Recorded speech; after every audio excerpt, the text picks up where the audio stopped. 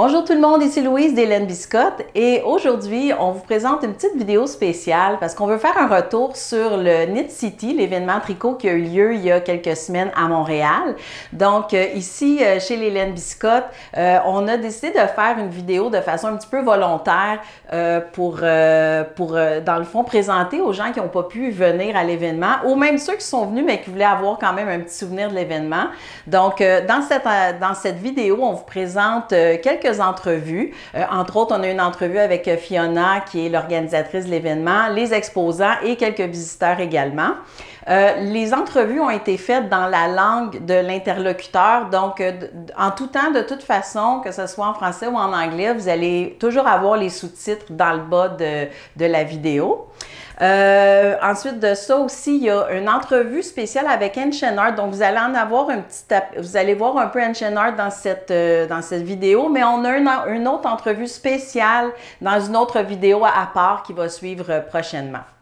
Les entrevues ont été faites par notre employée Erika Bourget, qui travaille chez Biscotte, et par ailleurs, vous l'avez peut-être déjà vu dans la vidéo où est-ce qu'elle fait une entrevue avec Caroline, qui est la gérante de notre boutique sur la Rive-Nord, et filmée par notre caméraman amateur, et là, je souligne en caractère gras amateur, qui est mon fils Justin, qui a bien voulu se prêter au jeu, mais vous allez voir que des fois, ça va un peu vite, des fois, il est en train de se placer, donc soyez indulgents et merci beaucoup de votre compréhension. Et puis, je vous laisse regarder cette vidéo de l'événement Knit City 2022.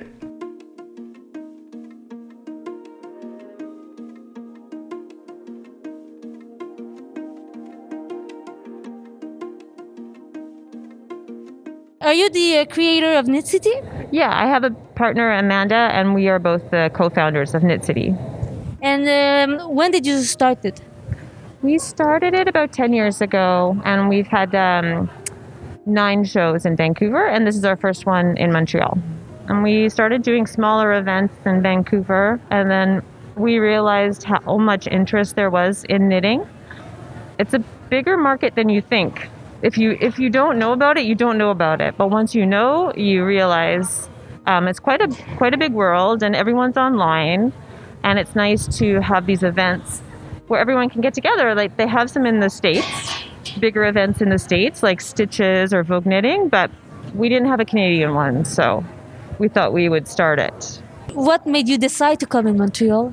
And we wanted to go to a different part of Canada because not everyone can come to BC. And we had some help from people who live in Quebec, and they encouraged us to start a show here. So we started looking for venues, and we found this place, which has been working really well. How do you select your vendors? Yeah. Well, we have an application process. So everybody applies, and then we take a look at everybody, and we see how we can fit everybody together because we don't want too much of one thing. And how did you meet Biscotte Yarns? They applied for the very first Knit City Montreal, the one that was canceled, and we've been in contact since then. Have you tried the Biscotte Yarns? Oh, yeah, I've been over there. They have a yarn that I have my eye on. I think it's like hemp and merino. I forget. Yes. So I want to try that. Yes. Yes. Have you tried this yet? No, I haven't. I'm really excited about it. I think I'm going to make a Rift tee by Jacqueline, is it Sislak? I can never remember how to pronounce her name, but I've made one out of wool, and now I'd like to do a summer version. I'm really excited. Yes. And you, have you tried this? No, same thing. Is we touched it, and then I saw the shawl, so I've got to make the shawl.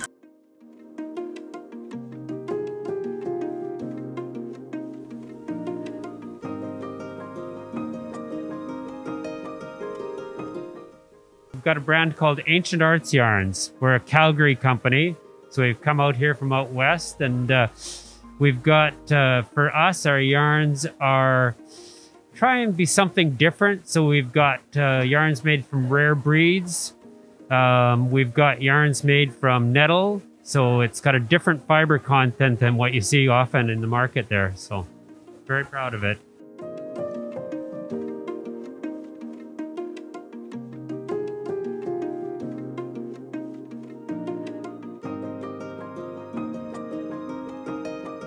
Moi, c'est Monique Bélanger. Je suis la maman de Patrick Bélanger, le copropriétaire, et de Louise, c'est ma bru, Louise Robert. OK. Puis là, qu'est-ce que tu as derrière toi? Ça, c'est la nouvelle collection de Patrick Knits. Il y a tellement des belles couleurs. Je suis tellement fière de mon garçon. Il est tellement beau. Il retient sa mère.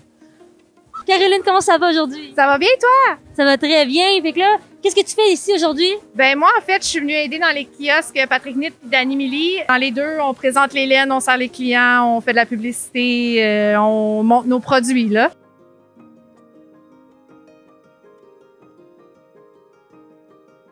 So, notre concept, c'est de déconstruire les kits de broderie. So, en étant plus environnemental, de cette façon-là, on n'a pas besoin de tous les extras chaque fois. So, on fait des panneaux à broder et puis les fils, tout est à la main. Puis c'est quoi déjà le nom de ta compagnie? On est Trailhead Yarns. On est dans la forêt, c'est ça. On est le début de l'aventure. Ce qui est le Trailhead, c'est le début qu'on commence nos aventures. Oh, ça explique le beau design que vous avez. Aussi, je voulais savoir, comment tu as entendu parler du Knit City? Ça fait des années, on est amis avec du monde dans le côté ouest, puis ils nous ont dit du show, puis on a pensé le faire. Puis c'est ça, on a fini de le faire 2 fois à Vancouver, puis là, une fois ici. Puis pour nous, le fil puis les Unkits, c'est tout nouveau pendant la pandémie qu'on a développé. C'est la première fois que c'est présenté en personne au monde au Canada. And what is the name of your brand? Threaded Maple. And what is so unique about your brand? Well, we are both knitters and we design and custom make all the products ourselves. We specialize in leather accessories. So our kind of claim to fame is our Notions clutch and needle binder. So it's a completely customizable solution to store all your knitting needles. But we have products that are made from natural materials. So we use leather, we use wood, we use cork to make really kind of beautiful and functional pieces.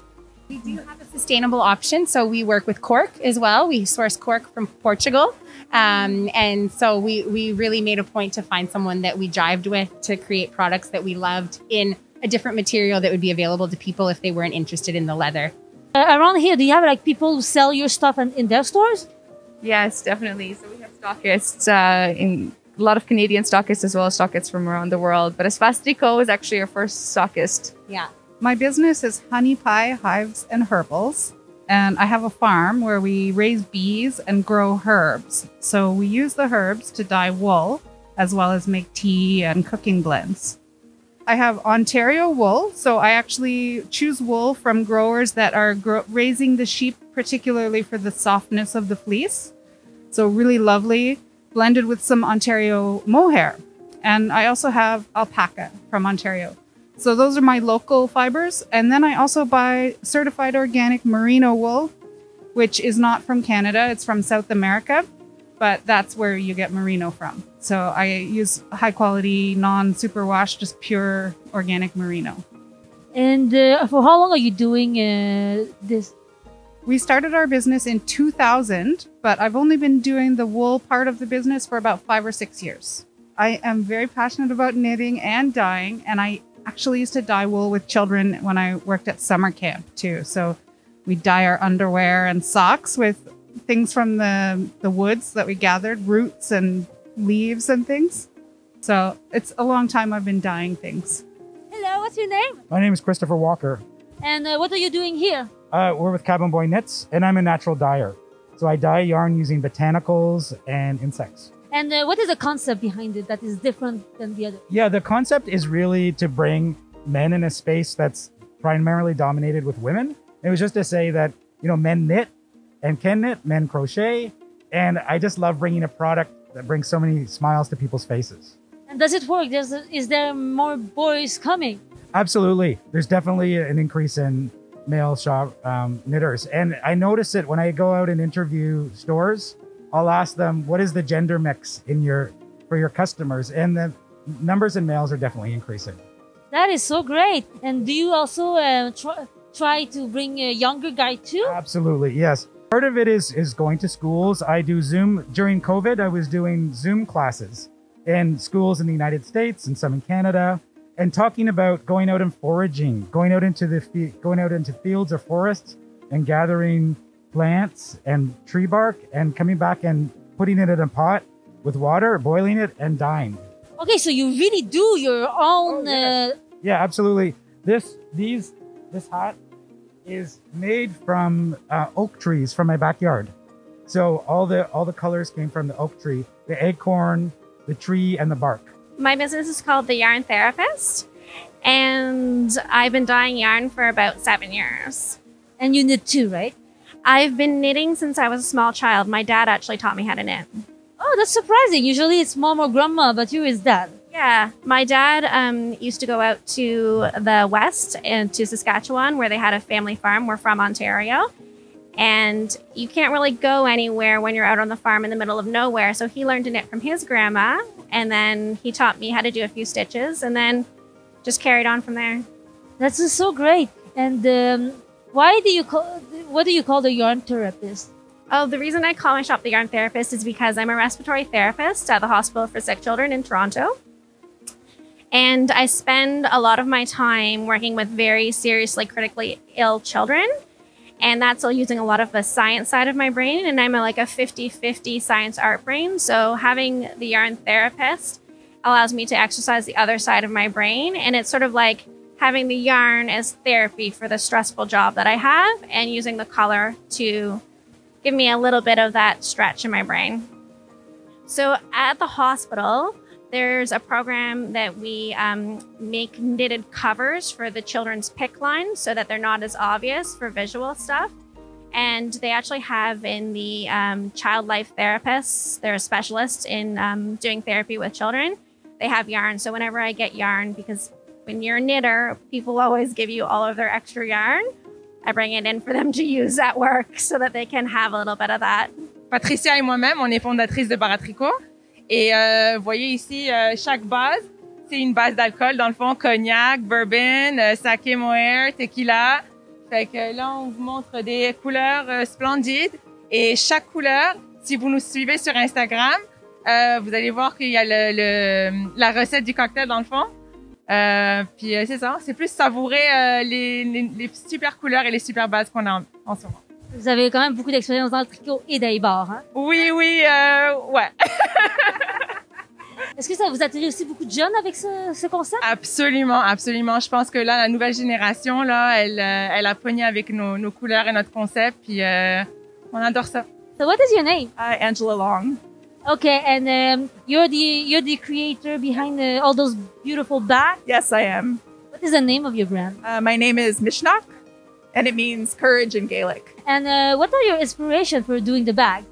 So my husband is a bagpiper, and so we spend a lot of our summers at bagpipe festivals, and so I was really attracted to Scottish fabrics like tartan and Harris tweed. And so that's how I got started in making these bags. Are they made like specially for knitters? These are the project bags, which are especially made for knitters. I also make other bags like crossbody bags and purses. Yeah. Is it your first time at Knit City? It is my first time at Knit City. And it's a hit for you, right? It is, absolutely. Well, thank you. And can you open the bag and show us like what is make it so special for project? Yeah, so on the inside is usually some colorful fabric. That's on the inside. Really, it's the Harris tweed that I think makes these bags, and which is why people love them so much. The canvas on the bottom, just a timeless style. Well, thank you so much, and we do love your bags. And does it have a bit of pockets? Yes. Yeah, it does. Yeah, all pockets all around. Qu'est-ce que vous pensez des laines autorayantes? J'aime ça. Moi, je les ai utilisées une fois de temps en temps, puis pour faire des bas surtout, là. Je trouve que c'est comme de la magie. Puis les gens, qui sont pas impliqués dans le tricot, qui suivent pas ça, ils trouvent que ça a l'air vraiment impressionnant. Beautiful. Beautiful? Mm-hmm. For socks, I would definitely. Yes. Yeah. Do you use it often?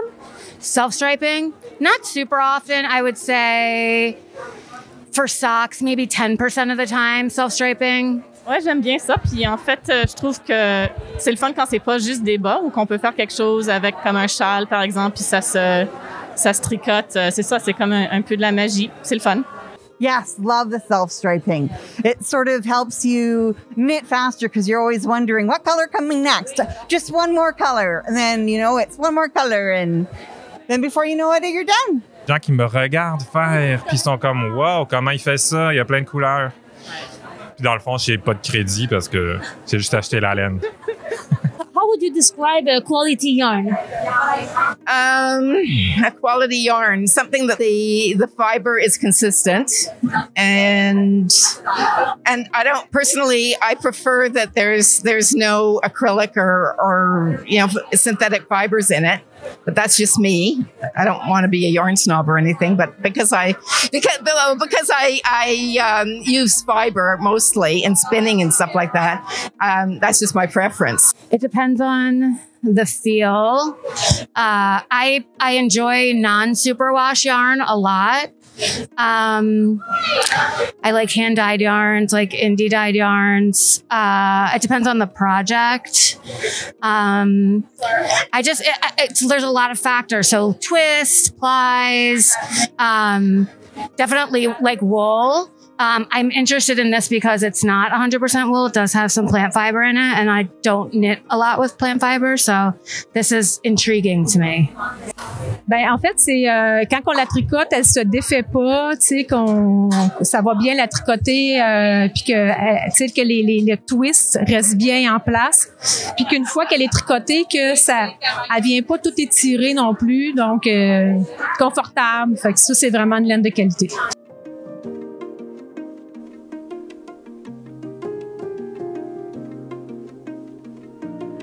But I went to Quebec City in 2019 and went to one of the Biscotte stores and bought the sock yarn. It's my husband's favorite. So then I just started ordering online. For every Father's Day, I give him a skein of sock yarn for Father's Day so that I'd have something to do and he'd get a pair of socks out of it. So, what made you fall for Biscotte? I think it's durability, but I think the first thing is the colors. Yeah. That was the number one thing that you're drawn to for me. The sock yarn is the nicest sock yarn to knit with. Like of all the self-striping is my favorite sock yarn of all time. And what makes it so different than the others? It's really smooth. It even just the regular sock yarn has a feel like it's almost has cashmere in it. When you're knitting with it, it's so soft, but then it's still durable. So the stitch definition is fantastic. The striping is just about perfect. It's just really good yarn.